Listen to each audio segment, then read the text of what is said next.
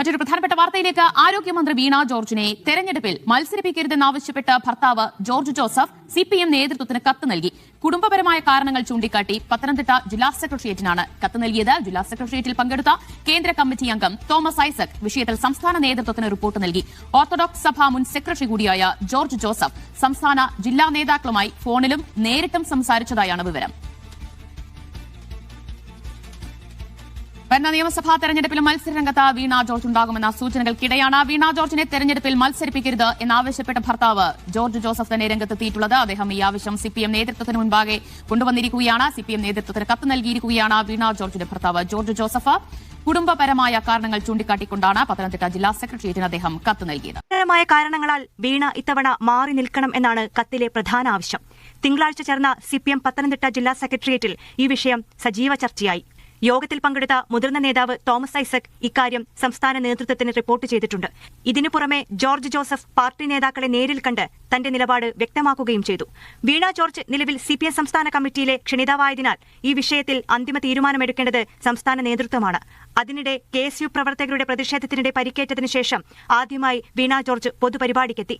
പത്തനംതിട്ട ഫെസ്റ്റിന്റെ ഭാഗമായി സംഘടിപ്പിച്ച ആരോഗ്യ സെമിനാറിലാണ് മന്ത്രി പങ്കെടുത്തത്. നമസ്കാരം കൂട്ടുകാരെ. കേരള രാഷ്ട്രത്തെ അമ്പരപ്പിച്ചുകൊണ്ട് ഒരു വമ്പൻ വാർത്തയാണ് ഇപ്പോൾ പുറത്തു വരുന്നത്. ആരോഗ്യമന്ത്രി വീണ ജോർജിന്റെ രാഷ്ട്രീയ ഭാവി ഒരു ചോദ്യചിഹ്നമായിട്ട് മാറിയിരിക്കുന്നു എന്നുള്ളതാണ്. മന്ത്രിയെ വരാനിരിക്കുന്ന നിയമസഭാ തെരഞ്ഞെടുപ്പ് മത്സരിക്കാൻ അനുവദിക്കില്ല എന്ന് കടുത്ത നിലപാടുമായിട്ട് രംഗത്ത് വന്നിരിക്കുകയാണ്. അത് മറ്റാരുമല്ല, സ്വന്തം ഭർത്താവായിട്ടുള്ള ജോർജ് ജോസഫാണ്. CPM നേതൃത്വത്തെ ഈ ഒരു ആവശ്യം അറിയിച്ചതോടെ പത്തനംതിട്ടയിലെയും തിരുവനന്തപുരത്തെയും രാഷ്ട്രീയ വൃത്തങ്ങൾ അക്ഷരാർത്ഥത്തിൽ അമ്പരപ്പിലാണ്. വെറും ഒരു അഭ്യൂഹമല്ല കേട്ടോ ഇത്. ഓർത്തഡോക്സ് സഭയുടെ മുൻ സെക്രട്ടറി കൂടിയായിട്ടുള്ള George Joseph CPM area committee മുതൽ സംസ്ഥാന നേതൃത്വത്തെ വരെ തന്റെ ഈ ഒരു ആവശ്യം അറിയിച്ചു കഴിഞ്ഞു.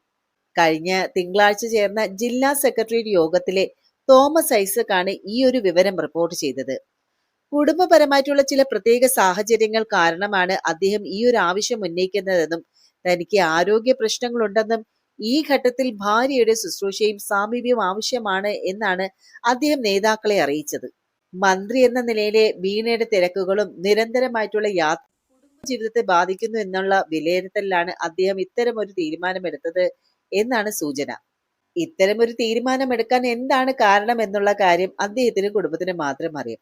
എന്തായാലും ഈ ഒരു കുടുംബ പ്രതിസന്ധികൾക്കിടയിലും രാഷ്ട്രീയമായിട്ടുള്ള മന്ത്രി വേട്ടയാടുന്ന മറ്റൊരു വിവാദം നമുക്കറിയാമല്ലോ. കഴിഞ്ഞ ഫെബ്രുവരി 25 കണ്ണൂർ റെയിൽവേ സ്റ്റേഷനിൽ KSU പ്രവർത്തകർ നടത്തിയ കരിങ്കൊടി പ്രതിഷേധത്തിനിടെ മന്ത്രിക്ക് പരിക്കേറ്റു. നിലവിലെ പത്തനംതിട്ടയിലെ വീട്ടിലെ സർവിക്കൽ കോളർ ധരിച്ച് വിശ്രമത്തിലാണ് മന്ത്രി. എന്നാൽ ഇത് രാഷ്ട്രീയ നാടകമാണ് എന്നാണ് പ്രതിപക്ഷത്തിന്റെ ആരോപണം. മന്ത്രി ആരും തൊട്ടിട്ടില്ല എന്നുള്ളത് CCTV ദൃശ്യങ്ങളിൽ ഇത് വ്യക്തമാണെന്നാണ് KPCC അധ്യക്ഷനായിട്ടുള്ള സണ്ണി ജോസഫ് ആരോപിച്ചത്. മന്ത്രിയുടേത് ഓസ്കാർ അവാർഡിന് അർഹമായിട്ടുള്ള അഭിനയമാണെന്നും അത് പരിഹസിച്ച് KSU പ്രവർത്തകർ സോഫ്റ്റ് കോളർ പാഴ്സലായി അയച്ചതൊക്കെ വലിയ വാർത്തയായിരുന്നല്ലോ. CPMനെ സംബന്ധിച്ചിടത്തോളം ആറന്മുളയിലെ വീണ ജോർജ് അല്ലാതെ മറ്റൊരു പകരക്കാരൻ നിലവിലില്ല. എന്നാൽ ഭർത്താവിന്റെ ഈ ഒരു വീറ്റോ പവർ പാർട്ടി വെട്ടിലാക്കിയിരിക്കുകയാണ്. സഭാ വോട്ടുകൾ ഉറപ്പിക്കാൻ 2016 വീണയെ കൊണ്ടുവന്നപ്പോൾ അതിന് പിന്നിൽ പ്രവർത്തിച്ച അതേ വ്യക്തി തന്നെ ഇന്ന് വിലക്കുമാറ്റി വരുമ്പോൾ പാർട്ടിക്ക് അത് അവഗണിക്കാൻ കഴിയില്ല. വീണ ജോർജ് നിലവിലെ CPM സംസ്ഥാന കമ്മിറ്റിയിലെ ക്ഷണിതാവാണ്. അതുകൊണ്ട് തന്നെ അന്തിമമായിട്ടുള്ള ആ ഒരു തീരുമാനം സംസ്ഥാന നേതൃത്വത്തിൻ്റെതാകും. ഇവിടെ സാധാരണ ജനങ്ങൾക്കിടയിൽ ഈ ഒരു വാർത്ത ചർച്ചയാകുമ്പോൾ സ്വാഭാവികമായിട്ടും കഴിഞ്ഞ കുറച്ചു കാലമായിട്ട് ആരോഗ്യ വകുപ്പിലുണ്ടായ വീഴ്ചകളും വിവാദങ്ങളും അവർക്കിടയിൽ വീണ്ടും ചർച്ചയാകും. ഒന്നാമത്തെ കാര്യം, സർക്കാർ ആശുപത്രികളിലെ മരുന്നുകളുടെ ലഭ്യത കുറവ് തന്നെയാണ്. സാധാരണ ജനങ്ങളെ ഏറ്റവും കൂടുതൽ ബാധിച്ച ഒന്നാണിത്. സൗജന്യ ചികിത്സ ലഭിക്കേണ്ട സർക്കാർ ആശുപത്രികളിൽ പോലും അത്യാവശ്യം മരുന്നുകൾ ലഭിക്കാതെ വരികയും പുറത്ത് മെഡിക്കൽ ഷോപ്പുകളെ ആശ്രയിക്കേണ്ടി വരികയും ചെയ്യുന്നത് വലിയൊരു പ്രതിഷേധത്തിന് തന്നെ ഇടയാക്കിയിട്ടുണ്ട്. ആരോഗ്യമന്ത്രി പത്തനംതിട്ടയിൽ വിശ്രമിക്കുമ്പോൾ ജനങ്ങൾ മരുന്നിന് വേണ്ടിയിട്ട് അലയുകയാണ് എന്നുള്ള നിലയിലാണ് ഇപ്പോൾ വിമർശനങ്ങൾ ഉയരുന്നത്.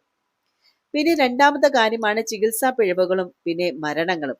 അടുത്തിടെ ചില സർക്കാർ ആശുപത്രികളിൽ നടന്ന ചികിത്സാ പിഴവുകളും സർജറികൾക്കിടെയുണ്ടായ അശ്രദ്ധകൾ എന്നിവ ജനങ്ങൾക്കിടയിൽ വലിയ ഭീതി ഉണ്ടാക്കിയിട്ടുണ്ട്. ഇതിനെ തുടർന്ന് ഡോക്ടർമാരുടെ ഭാഗത്തു നിന്നുണ്ടാകുന്ന വീഴ്ചകളിൽ വകുപ്പ് തലത്തിൽ കൃത്യമായിട്ടുള്ള അന്വേഷണമോ നടപടിയോ ഉണ്ടാകുന്നില്ല എന്നുള്ള പരാതിയും സാധാരണക്കാർക്കുണ്ട്. പിന്നെയുള്ളതാണ് അഴിമതി ആരോപണങ്ങൾ. അതായത് ആരോഗ്യ വകുപ്പിലെ നിയമങ്ങളുമായിട്ട് ബന്ധപ്പെട്ട മന്ത്രിയുടെ ഓഫീസിനെതിരെ ഉയരുന്ന ആരോപണങ്ങൾ ജനങ്ങൾക്കിടയിൽ വലിയ ചർച്ചയായിരുന്നു. ഇത് സത്യമാണോ അല്ലയോ എന്നതിലുപരി സാധാരണക്കാരായിട്ടുള്ള തൊഴിലന്വേഷകർക്കിടയിൽ മന്ത്രിയോടുള്ള വിശ്വാസ്യതയാണ് ഇത് ബാധിച്ചിട്ടുള്ളത്. നാലാമത് ആശുപത്രികളിലെ അടിസ്ഥാന സൗകര്യങ്ങളുടെ കുറവ് തന്നെയാണ്.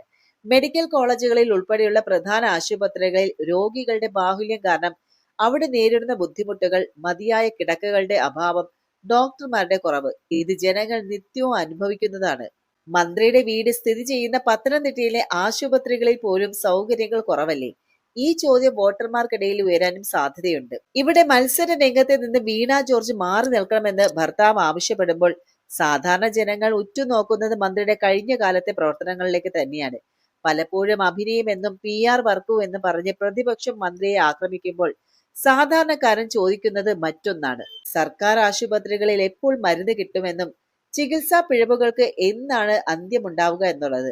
ആരോഗ്യ വകുപ്പിലെ വിവാദങ്ങൾ മന്ത്രിയുടെ ഭരണ മികവിനെ ബാധിച്ചു എന്നുള്ള ഗൗരവകരമായിട്ടുള്ള വിലയിരുത്തലിലാണ് ജനങ്ങളുള്ളത്. ഇതിൽ സോഷ്യൽ മീഡിയയിൽ ഇപ്പോൾ ഈ വാർത്ത വലിയൊരു പോർവിലയായിട്ട് മാറിയിരിക്കുകയാണ്. പ്രധാനമായിട്ട് 2 തരം പ്രതികരണങ്ങളാണ് നമ്മൾ കാണുന്നത്. അവരുടെ കുടുംബ പ്രശ്നങ്ങൾ രാഷ്ട്രീയ കേരളം ചർച്ച ചെയ്യേണ്ടതുണ്ടോ എന്ന് ഒരു വിഭാഗം ചോദിക്കുമ്പോൾ, മന്ത്രിയുടെ പരിക്കിനെ പരിഹസിച്ചുകൊണ്ടുള്ള ട്രോളുകളും മറുഭാഗത്ത് സജീവമാണ്. സെർവിക്കൽ കോളറിട്ട മന്ത്രിയുടെ ചിത്രങ്ങൾ വെച്ച് പ്രതിപക്ഷം നടത്തുന്ന പ്രചാരണങ്ങൾ സോഷ്യൽ മീഡിയയിൽ വലിയ രീതിയിൽ വൈറലാകുന്നുണ്ട്. മന്ത്രിയുടെ ഓരോ നീക്കത്തെയും രാഷ്ട്രീയമായിട്ട് പ്രതിരോധിക്കാനാണ് സൈബർ ലോകം ശ്രമിക്കുന്നത്. സത്യത്തിൽ ഇതൊരു കുടുംബ പ്രശ്നം മാത്രമാണോ, അതോ കേരളത്തിന്റെ ആരോഗ്യ വകുപ്പ് നേരിടുന്ന പ്രതിസന്ധികളിൽ നിന്നുള്ള ഒരു സുരക്ഷിതമായിട്ടുള്ള പിന്മാറ്റമാണോ? കഴിഞ്ഞ കുറച്ചു കാലമായിട്ട് മരുന്ന് ക്ഷാമവും ചികിത്സാ പിഴവുകളും നിയമവിവാദങ്ങൾ തുടങ്ങി ഒട്ടനവധി ആരോപണങ്ങൾ ഈ വകുപ്പിനെ വേട്ടയാടുന്നുണ്ട്. ഈ സാഹചര്യത്തിൽ ഭർത്താവിന്റെ ആരോഗ്യ കാരണങ്ങൾ പറഞ്ഞ് രാഷ്ട്രീയത്തിൽ നിന്ന് മാറി നിൽക്കുന്നത് മന്ത്രിക്ക് തന്റെ പ്രതിച്ഛായ നിലനിർത്താനുള്ള ഒരു വഴിയായിട്ട് ചില രാഷ്ട്രീയ നിരീക്ഷകരും വിലയിരുത്തുന്നുണ്ട്. പരാജയപ്പെട്ടേക്കാവുന്ന ഒരു മത്സരത്തെക്കാൾ അന്തസ്സുള്ള ഒരു പിന്മാറ്റം CPM ആലോചിക്കുന്നുണ്ടാകും. എന്തായാലും അധികാരത്തെക്കാൾ കുടുംബത്തിനും വ്യക്തിപരമായിട്ടുള്ള സമാധാനത്തിനും മുൻഗണന നൽകുന്നത് ഒരു തെറ്റല്ല. എന്നാൽ ഒരു മന്ത്രി എന്ന നിലയിൽ ലക്ഷക്കണക്കിന് ജനങ്ങളുടെ ആരോഗ്യത്തിന് ഉത്തരവാദിത്വമുള്ള ഒരു വ്യക്തിയാണ് വീണ ജോർജ്. ഭർത്താവിന്റെ ആവശ്യം പാർട്ടിയും മന്ത്രിയും എങ്ങനെ കൈകാര്യം ചെയ്യുമെന്നത് വരും ദിവസങ്ങളിൽ തന്നെ വ്യക്തമാകും. പക്ഷെ ജനങ്ങൾ ആഗ്രഹിക്കുന്നത് വിവാദങ്ങളില്ലാത്ത കൃത്യമായിട്ടുള്ള ചികിത്സ ഉറപ്പാക്കുന്ന ഒരു ആരോഗ്യ വകുപ്പിനെയാണ്. എന്തായാലും സുഹൃത്തുക്കളെ, ആരോഗ്യമന്ത്രി വീണ്ടും മത്സരിക്കണമെന്നാണോ അതോ കുടുംബത്തിന്റെ താല്പര്യത്തിന് വഴങ്ങി മാറി നിൽക്കണമെന്നാണോ നിങ്ങൾ ആഗ്രഹിക്കുന്നത്? ഈ രാഷ്ട്രീയ സാഹചര്യത്തെ നിങ്ങൾ എങ്ങനെ കാണുന്നു? നിങ്ങളുടെ അഭിപ്രായങ്ങൾ താഴെ കമന്റ് ബോക്സിൽ തീർച്ചയായിട്ടും രേഖപ്പെടുത്തുക. ഈ വീഡിയോ ഷെയർ ചെയ്യാനും അതുപോലെ വാർത്തകൾക്കായിട്ട് ചാനൽ സബ്സ്ക്രൈബ് ചെയ്യാനും മറക്കരുത്. മറ്റൊരു വീഡിയോയുമായി വീണ്ടും കണ്ടുമുട്ടാം. അതുവരെ നന്ദി, നമസ്കാരം.